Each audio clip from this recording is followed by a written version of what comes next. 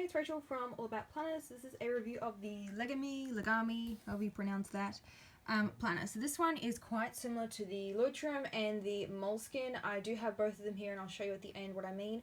So this one is quite small.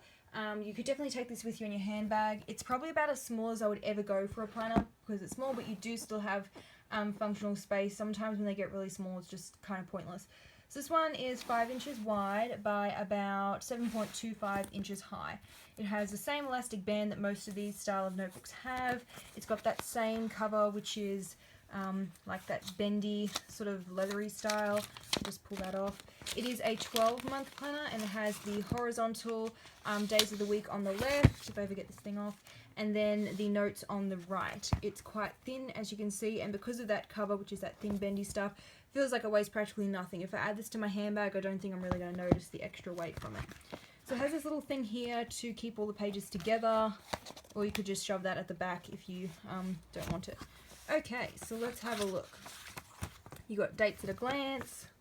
I quite like this format of the calendar where they've got it on the days of the week on the side rather than the top, and that's how they lay out the monthly calendar too, so it goes vertical instead of horizontal. It's probably the first one I've come across, I think it is, that has done the month like that, so it might take a bit of getting used to if you're used to the horizontal format. The thing with these European planners that I've found is that they include all of the holidays for pretty much every country in the world, well, the main ones. So, I mean, that's kind of cool if you want to see when other holidays are around the world, but I probably wouldn't refer to this. It has little perforated corners and it only has one page ribbon bookmark, so you might want to keep this for your monthly and then tear out these when you're doing your weekly. So heaps of extra pages in this one, which are all kind of random. We've got the measurement one, also has a little ruler on the side here, so all the conversions, and also has got the temperature as well. And then we have the clothing sizes. I mean, a good guide with converting, but I'd probably just Google it on my phone. Next, we have a dictionary. So this is rather random. We've got it in different languages, how to pronounce different numbers. There's also some words in here as well.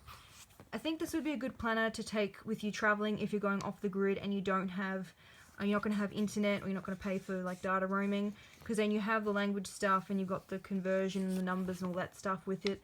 But apart from that, I don't really think you would get much use out of all these extra pages, which are kind of random. Okay, then we have the international dateline, and then also some ID and password log, which is always handy. And then we go into the actual planner section.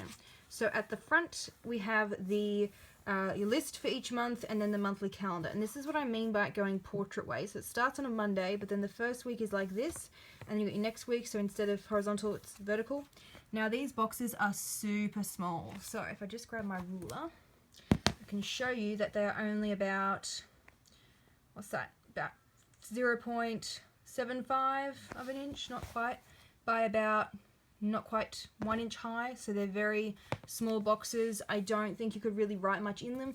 You could, however, use some colored dot stickers and do some color coding, like maybe put a green dot there and then you put like a green dot over here as well, and then write what it's for if it's a birthday or an event or something like that, because I don't think you're going to fit much in those boxes. Then we go into the weekly. So first impression is, whoa, this thing is cluttered. So it's got all the different languages in there, as you can see, and then same for all the days of the week, and then you've got all the different holidays that occur, so obviously New Year's Day. There's a lot going on there, and I would probably get my white out and white out all that junk and just strip it back to a plain planner. And then you've got the same sort of list thing as well. They give you suggestions to do, don't forget. You could use this for anything though. Projects, meal planning, etc. And it has a second column if you want to check things off or do a little progress bar or whatever you want to use that column for. It includes the week numbers printed at the top, as you can see. Now, I'm having to hold this open with my hand because it is wanting to close. You could break the spine. Now you pull it back a bit, like that, to get the pages to lay flat on their own, which they are, which is good. And you've got that ribbon bookmark. Overall impression as for the paper, as you can see, it's kind of like a creamy yellow, and there is some ghosting already with just the printing, so for sure pens are going to ghost on this. I will be doing a pen test and I'll include a link to the blog post, which will have that in the description box below. So overall impression, not very happy with that. ghosting. As for the price point, I did find it in an airport shop, so obviously it's going to have a premium price already. It was 40 Australian originally. Because we're almost halfway through the year, they had it for 50% off, so it was 20 bucks. For 20 bucks, I don't think that's too bad, but for 40, I would not pay that because it is quite a small planner, and I'm going to have to tweak it a bit with like whiteout, and the paper quality is not that great. If you're going to spend that kind of money on a planner, I would go for the similar Leuchtturm or the Moleskine. So, if I just grab those. This one is the Leuchtturm. As you can see, again, similar layout. You've got the line space on the right. The paper is a lot nicer in this one. It's still not pure white. It's like a creamy color. And I did do a pen test for this one at the back here.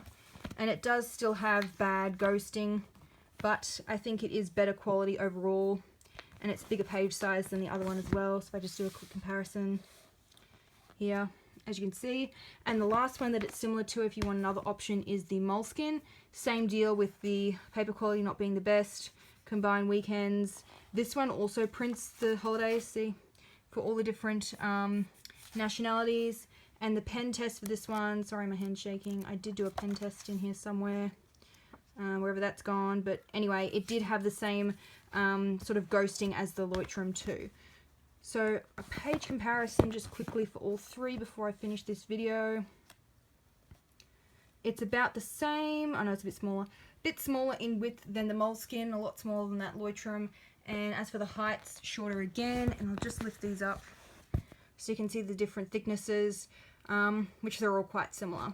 This one obviously definitely the most lightweight because it has that soft bendy cover, which got a little damaged in transit in my suitcase, unfortunately. This one's more sturdy, which is the Moleskine. That thing's not going to bend anytime soon. And the Leuchtturm has that same soft bendy cover as well. So all three very similar.